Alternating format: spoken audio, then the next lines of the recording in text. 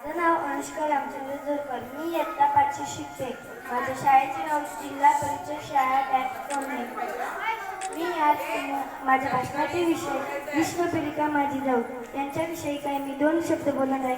ते तुम्ही शांत चित्ताने ऐकावे अशी माझी विनंती. ना वाकायचे ना झुकायचे, अन्याय पलटून वार करायचे, सन्मानाने जगायचे आणि सन्मानानेच मरायचे अशी शिकवण देणाऱ्या राजमाता जिजाऊ यांची आज जयंती आहे. 12 जानेवारी 1597 रोजी बुलढाणा जिल्ह्यातील सिंदखेड राजा येथे जिजाऊंचा जन्म झाला. त्यांच्या वडिलांचे नाव लखुजीराव जाधव व आईचे नाव मनसाबाई असे होते. शहाजीराजे भोसले यांच्याशी जिजाऊंचा विवाह झाला व त्यांचा विवाह सन 1605 मध्ये झाला.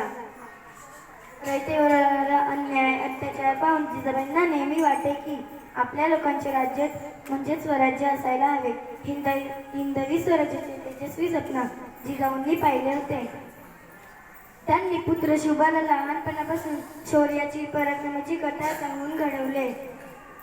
जिजाबाईंच्या प्रेरणेतूनच शिवराय अनेक लढाया जिंकल्या व महाराष्ट्राच्या मातीत स्वराज्याचे भगवे निशाण उभारले. जिजाबाईंनी दिलेल्या संस्कारामुळे व शिक्षणामुळे शिवराय स्वतःचा विचार न करता इतरांच्या कल्याणासाठी जगले, धर्मरक्षणासाठी लढले. अंगणातील तुलास गोठ्यातली गाय अन घरातली माय, त्यांच्यावर जर कोणी वाकडी नजर टाकली तर गाय केली जाणार नाही असं स्त्रियांवर अन्याय अत्याचार करणाऱ्यांना ठणकावून सांगितले. स्त्रियांच्या रक्षणासाठी त्यांनी स्वतः तलवार हाती घेतली होती. जिजाबाई या शिव चाणक्य व युद्धनीतीमध्ये पण कुशल होत्या. त्यांनी पुत्र शिवबाला पण युद्धनीतीचे शिक्षण दिले होते. मुजरा माझा माता जिजाऊंना ज्यांनी घडविले शिवशुभांना जिजाबाईंच्या संस्कारामुळे छत्रपती शिवाजी महाराज घडले. जिजाबाईंनी पाहिलेले हिंदवी स्वराज्याचे तेजस्वी स्वप्न छत्रपती शिवाजी महाराजांनी पूर्ण केले. जिजाबाईंच्या कर्तृत्वानेच असामान्य इतिहास घडवला. जिजाबाईंनी अशा आदर्श राजमाता जिजाऊ यांचे 17 जून 1674 रोजी निधन झाले. पण त्यांनी महाराष्ट्राच्या कणाकणात व लोकांच्या मनामनात जागवलेला स्वाभिमान आजही कायम आहे.